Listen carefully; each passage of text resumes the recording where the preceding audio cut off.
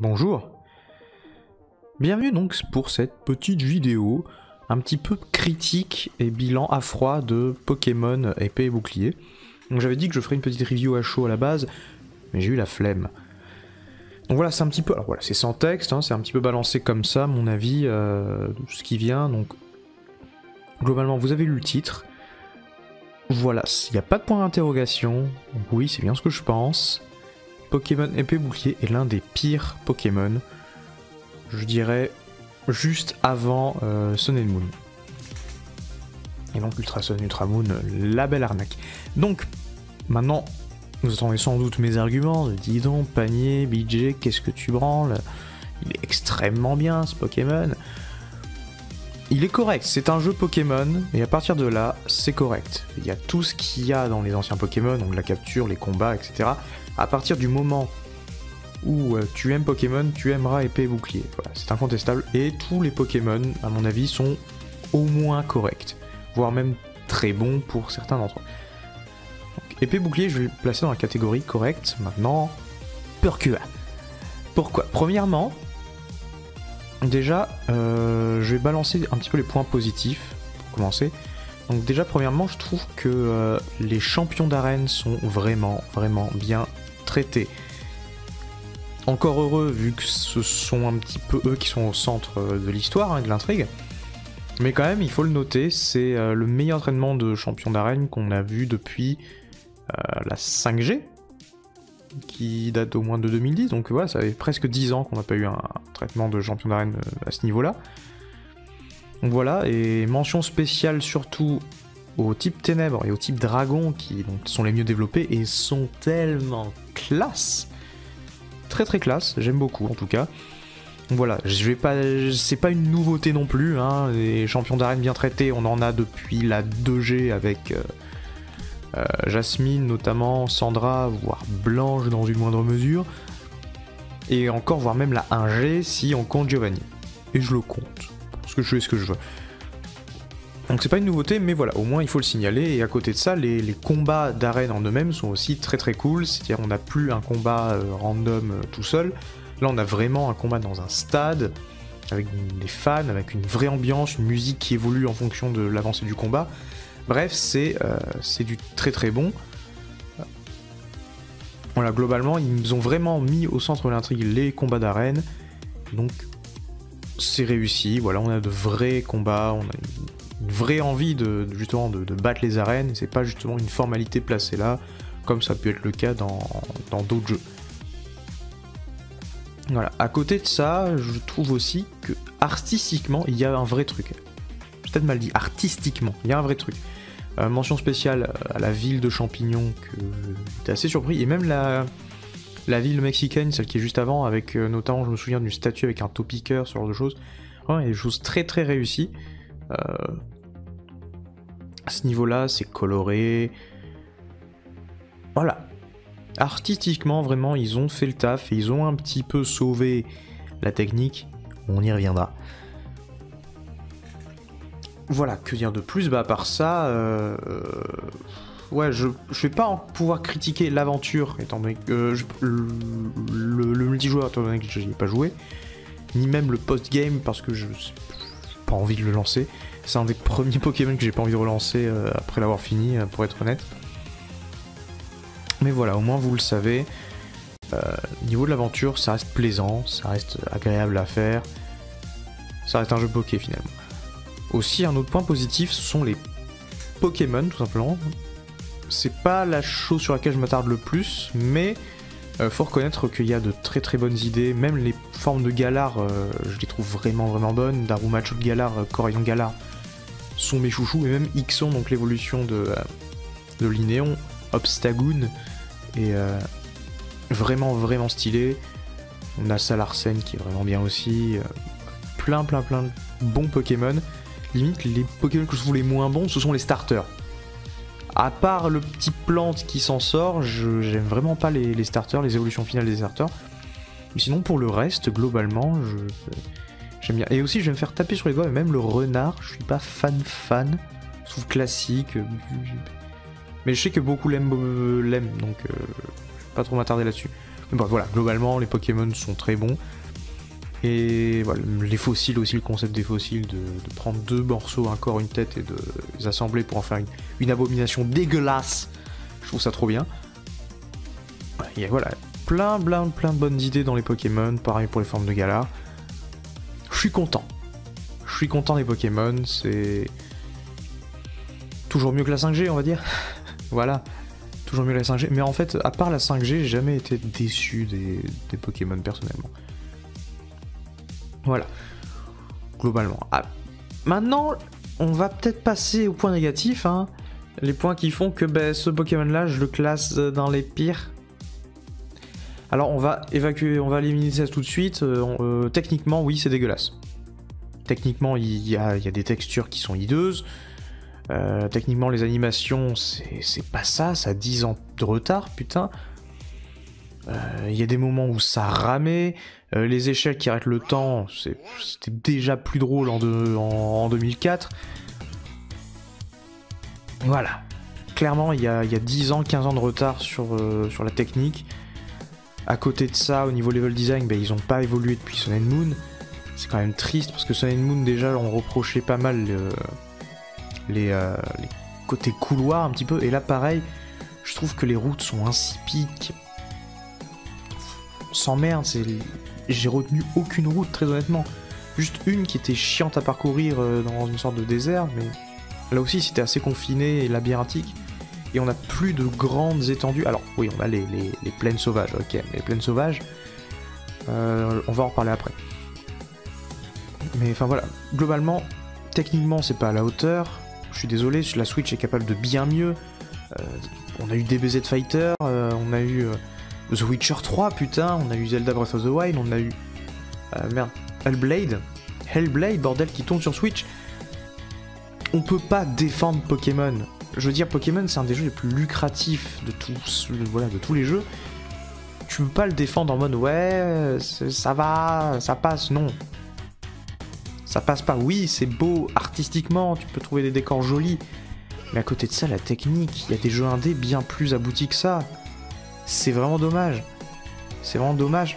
Et c'est normal que des gens aient gueulé. Après, est-ce qu'on peut blâmer Game Freak? Oui et non. Game Freak, on sait qu'ils sont pas les meilleurs développeurs, les meilleurs programmeurs. Donc, je dis que voilà, ils ont peut-être pas les épaules pour assurer un jeu aussi ambitieux que devrait être Pokémon. Mais à côté, c'est aussi le fruit de tout un bordel qu'il y a autour. Le Pokémon, il y a 50 sociétés qui se partagent les droits, donc Nintendo et That Pokémon Company en tête. Derrière le jeu Pokémon donc, qui devait sortir pour la Nintendo Switch Lite. Et surtout, il y a tout le merchandising de Pokémon Company à côté. Les dessins animés, les peluches, enfin surtout l'animé en fait, mais aussi t'as des mangas en préparation. C'est un des jeux Pokémon, tu peux même pas te permettre d'être en retard, de le repousser. Et à côté de ça, je suis sûr qu'il y a eu plein de problèmes en interne.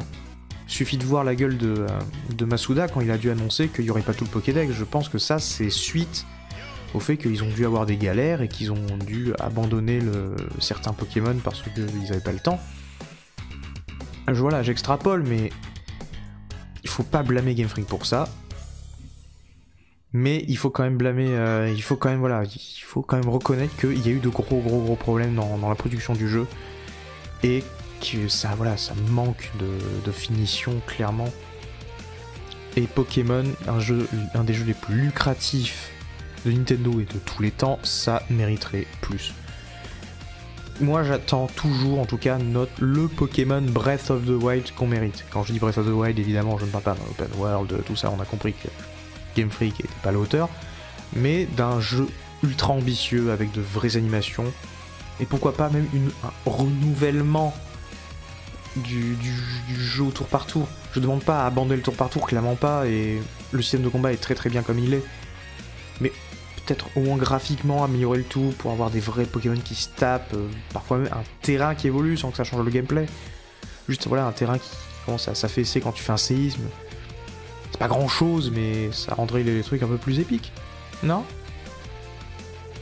Donc voilà, on parlait des open world aussi, donc les open world, les plaines sauvages sont ratées. Voilà, je sais pas si ça a été rajouté là comme ça à la fin pour dire voilà, c'est bon, on l'a eu au Breath of the Wild. Ok, c'est pas les couilles. Mais en tout cas, c'est nul. Je suis désolé, il n'y a pas d'autre mot. C'est juste vide. Derrière, t'as la météo qui change d'un point à un autre. Genre, tu passes de la tempête de sable à la grêle, à la pluie, au vent, au soleil, c'est n'importe quoi. Il n'y a aucune concordance, il n'y a aucun lien logique entre les zones. Et à côté, bah, c'est juste une zone ouverte comme ça pour chasser des Pokémon. Je vois vraiment pas l'intérêt, et c'est une sorte de hub MMO, mais bon, tu peux même pas vraiment interagir. Enfin, je pense pas de mémoire, mais tu peux pas des masses interagir avec les gens. Derrière, ça sert uniquement à capturer des Pokémon et à les voir se balader, et faire les raids Dynamax. Ça s'arrête là. Voilà, c'est dommage. J'ai vraiment l'impression que ils ont placé là un petit peu à la va-vite. Et le fait que ce soit là, en fait, t'as vraiment l'impression d'avoir deux salles, deux ambiances. C'est-à-dire, t'as le jeu Pokémon à côté, et t'as les plaines sauvages, qui ont l'air d'avoir rien à voir avec le jeu. C'est peut-être les prémices d'un prochain jeu monde ouvert, hein. Qui sait, mais pour l'instant, si vous voulez faire un monde ouvert pour la prochaine génération, rebossez votre copie, hein, les mecs, parce que là, c'est vraiment pas ça. Il y a aussi le fait dans ces terres sauvages de ne pas pouvoir capturer certains Pokémon. Pourquoi ? Pourquoi ? Je veux dire, il y avait une méthode qui était très viable et très bonne dans les premières générations, c'était si un Pokémon est trop haut level, il ne t'obéira plus. Jusqu'à ce que tu gagnes de l'expérience et notamment des badges. Cette méthode était très bonne parce que ça m'est déjà arrivé d'avoir un Pokémon trop haut level, trop haut niveau, et qui du coup faisait la sieste, jouait avec ses crottes de nez et ne combattait pas, et du coup c'était inutile, il était injouable, c'était inutilisable et je devais partir sur Pokémon plus bas level. Là, le fait que tu ne puisses tout simplement pas capturer un Pokémon trop haut level, je ne comprends pas l'intérêt en fait. Parce que derrière il est trop fort pour que tu puisses l'affronter. Et il est trop fort, du coup, pour que tu même puisses tenter une capture. Du coup, enfin, à quoi ils servent? On te fout des gros Pokémon très forts ici. Je me dis, ok, comme certains jeux ont pu le faire, genre, je pense à Xenoblade. Mais là, il devrait y avoir la récompense de pouvoir le capturer, quoi. C'est même pas le cas, c'est juste, il est là et il fait peur. Le truc, c'est que t'as des Poké-poupées si tu veux fuir, donc il fait pas peur, en fait. C'est juste chiant. Donc voilà, j'ai pas compris le fait de ne pas pouvoir le capturer. Parce qu'en gros, tu pourrais dire, putain, ouais, j'ai tenté de le capturer, ça me fait un niveau 60, et bah du coup, plus tard, soit tu peux tenter de le garder dans ton équipe et tenter de battre avec, même si une fois sur deux, il va pas t'écouter, il va dire d'aller te faire foutre. Voilà, ou même le garder dans ton PC pour plus tard, et voilà, ça aurait pu permis plein de choses. Voilà, j'ai pas saisi pourquoi faire ça. D'autres petites choses, il y a aussi le fait que le cycle jour-nuit est disparu. Perso, ça m'embête. Je n'ai pas saisi pourquoi, mais c'est pas non plus le gros problème. Parce que c'était un truc vraiment cool, le système de jour-nuit. Je vois pas pourquoi ils l'ont enlevé. Je peux comprendre scénaristiquement, mais quand même, ça faisait chier. Surtout quand j'avais un Pokémon qui évolue que de nuit. Bah je devais attendre qu'il fasse nuit dans le jeu et pas dans la vie réelle. C'est dommage. C'est dommage. Mais bon, ça reste un détail, là je commence à chipoter. Mais bon, chipoter, en parlant de scénario du coup. J'ai essayé de faire une transition, ça a foiré. Pas grave. En parlant de scénario, c'est un des pires scénarios de jeu, qu'on soit bien clair. Peut-être pire que Sun and Moon, et déjà Sun and Moon il était raté, mais là... C'est-à-dire, je vois même pas à quoi servent les légendaires et l'histoire des légendaires là-dedans. Pour moi, l'intrigue, on va dire que l'intrigue se centralise sur les champions d'arène. Et dans ce cas, ok. Parce que voilà, il y a un petit truc, il y a une petite histoire, tu dois devenir le maître Pokémon, voilà. Ça s'arrête là. Le truc, c'est qu'ils ont... Alors du coup, les gens se seraient plaints, je pense, s'il y avait eu que ça comme scénario. Et du coup, pas de méchant à part la Timiel, mais Le truc, c'est qu'ils ont quand même tenté de rajouter un petit scénario avec des légendaires qui n'a aucun développement en fait. C'est-à-dire, tout le long du jeu, on va te décrire un petit peu l'histoire des chevaliers, tout ça, mais ça va être tellement ponctuel et tellement anecdotique que tu t'y prêtes pas attention, parce que tout ce que tu fais, c'est tu fais tes trucs d'arène, pouf, t'as 5 minutes de cinématique où on te dit oui, il y avait 2 chevaliers, tout ça, en fait, ils sont battus contre la nuit noire, voilà. Ensuite, tu fais ton arène, oh oui, il y a une attaque de Pokémon Dynamax, mais on se démerde, vas-y, continue sur tes trucs d'arène, voilà. On te dit juste, il y a le scénario à côté qui se développe, toi, fais tes arènes. Là aussi, pourquoi pas développer le scénario? Surtout qu'en plus, on nous raconte qu'il y a des choses qui se passent. Sauf que c'est pas à toi de les faire, visiblement. Tu ne fais rien pour faire avancer l'intrigue. Clairement, parce que les Pokémon Dynamax, c'est pas toi qui t'en occupe.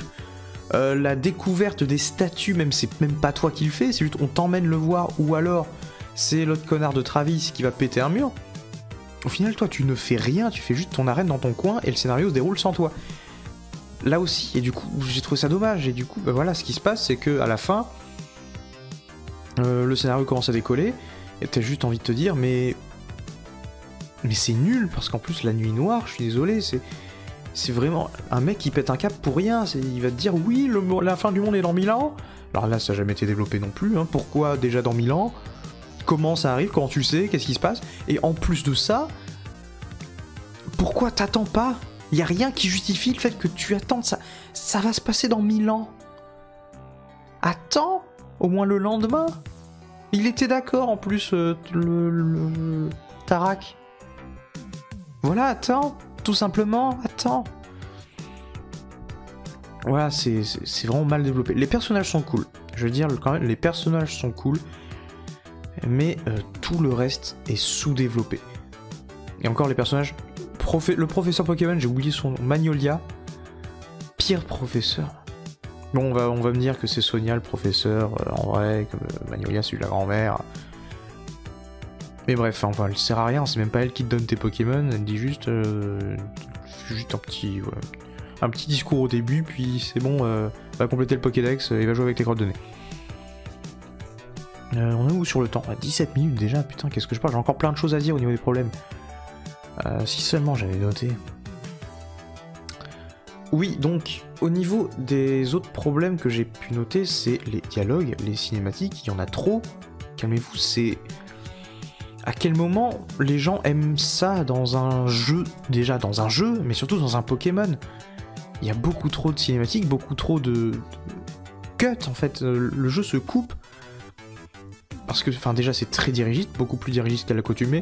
Peut-être moins que Sun and Moon, qui était lui aussi très dirigiste, et c'est pour ça que j'ai vraiment pas aimé.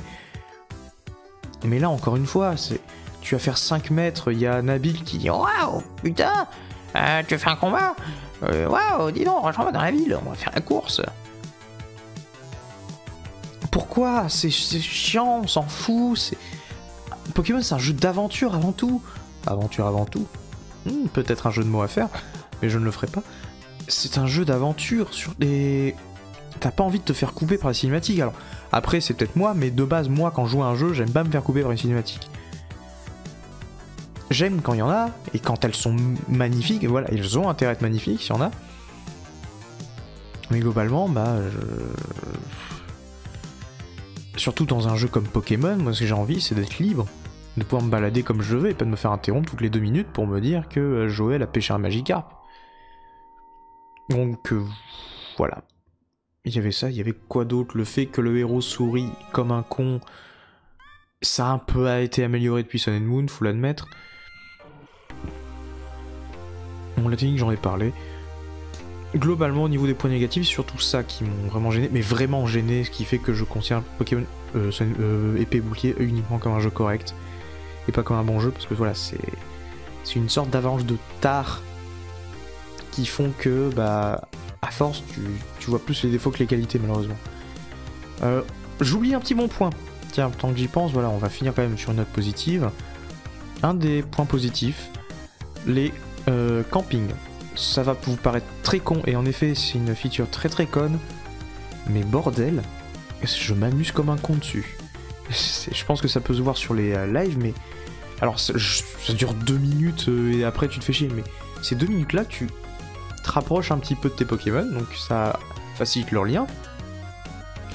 Et bah, enfin voilà, juste c'est cool de les voir interagir entre eux, de les voir se battre, faire la course, jouer à la balle, t'attaquer, je trouve ça cool, voilà. Et heureusement qu'ils ont mis ça, parce qu'on va finir sur ce point négatif du coup, désolé, j'y ai pensé en le disant, mais le fait que le multi-exp soit activé d'office, en dehors du fait de rendre le jeu beaucoup plus simple, bah ça, comment dire, ça va réduire ta relation avec tes Pokémon. Chose qui est un peu contrebalancée avec donc le camping. Alors, entendons-nous bien.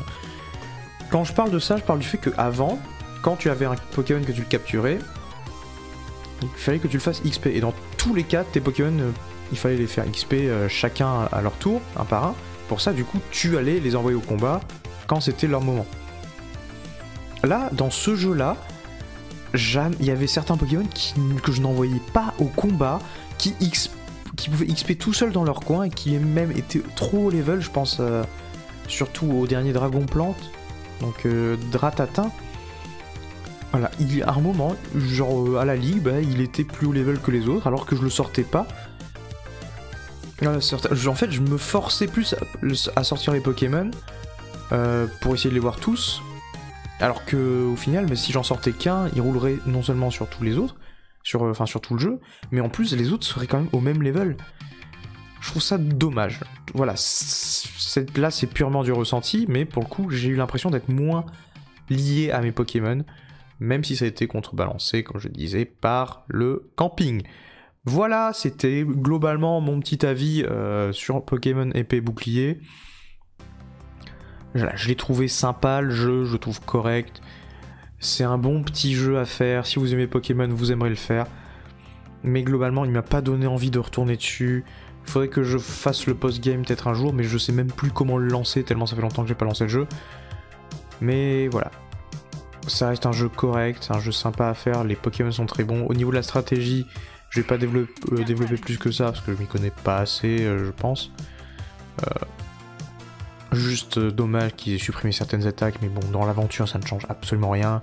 Pareil pour le retrait de certains Pokémon du Pokédex, perso je m'en contrebranle. C'est surtout la justification, oui c'est pour les animations, qui était complètement fausse. Voilà, globalement mon petit avis. N'hésitez pas à le partager le vôtre dans les cams, lâchez un pouce bleu. Dites-moi si vous aimez le pâté, et en attendant, je vous dis à bientôt. Des bisous.